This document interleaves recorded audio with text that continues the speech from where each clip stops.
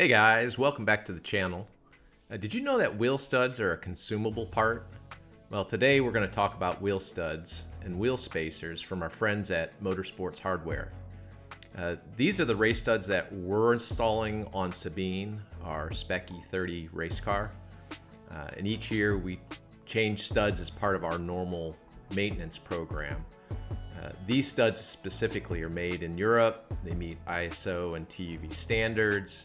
They're grade 9, and what we love is on the top here is this little hex key versus a bullnose style, which we'll show you later. They're super strong. We change them out every year. The other thing that we're going to talk about is Hubcentric wheel spacers, also from Motorsport Hardware. We run two different thicknesses, but again, like the wheel studs, they offer a full range of sizes and styles.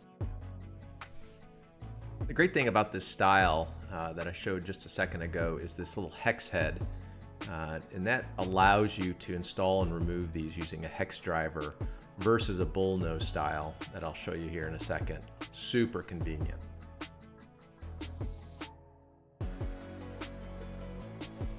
All right, so let's talk about hub spacers or wheel spacers. These are Hubcentric style spacers where the face will go against the brake rotor, and then you'll have this ring will sit down inside of your wheel hub. The key here is that the interface is between the spacer hub and the wheel and not the spacer and the studs, so that there's no movement. That way they hold the weight of the car and not the wheel studs themselves. The other style, that's an older style that we don't run, are these flat spacers. They're sloppy, they can move around on the studs, and they can put load through the studs, shearing load, which then can cause premature failure of the studs. You do not want to be using these if you can. So here's a view of how these Hubcentric spacers fit on the brake rotor side. This chamfer helps guide the spacer on, and then this inner ring will be snug up against this little inner ring as well. And as you can see, there's space between the spacer and the wheel studs, and this ensures no shear load is being transferred to the studs. The nice thing about this is you can also hang your wheel easily while keeping the spacers aligned. Now here's an older style that we don't use. It's sloppy. This puts a ton of load into the studs themselves, and again, you can get premature failure of those studs. It's just not a great solution. All right, so now let's take a look at the difference between a hex head and a bullnose stud style. The hex, again, allows you to use a hex wrench to take them off and put them on new studs, where the bull end doesn't have this, so you have to use a different technique. So what we do is we take two old wheel nuts, we screw them on back to back to each other, and then tighten them against each other, which you'll see here in a second. And then when we use a box wrench on the inner one, it'll all rotate out as one unit. So first we tighten these down against each other, make sure they're snug.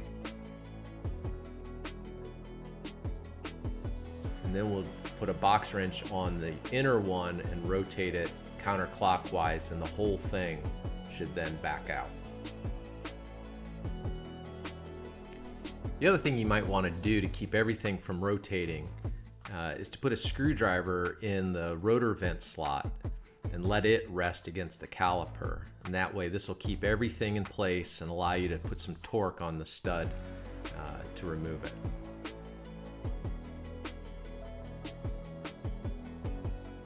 Now, if the studs are really stuck, go grab yourself a benzomatic torch, heat that stud up, and then that should work.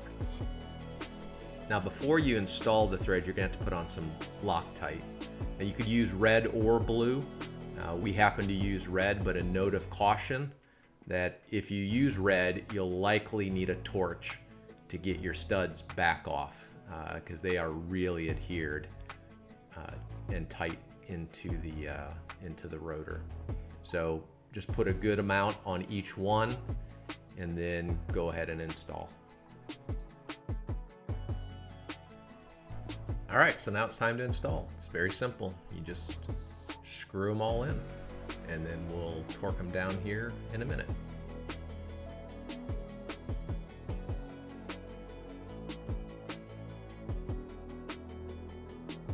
And this is where having the Hex-head style really pays off. So now we just simply put it on a ratchet and tighten them down until they're snug, and then we're going to torque them to spec.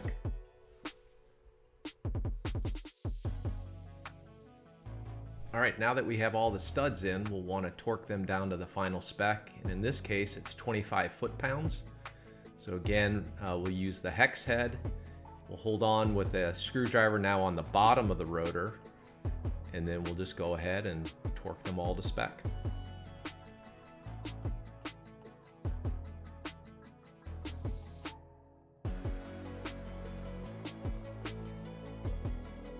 So there you have it. We're done. Studs are in, they're torqued to spec. The last part of this is you want to just clean everything off with a good brake cleaner before you go ahead and do your final install of your wheels. Just a quick note on torquing your lug nuts. Only torque on ambient or cold hardware, never on hot hardware.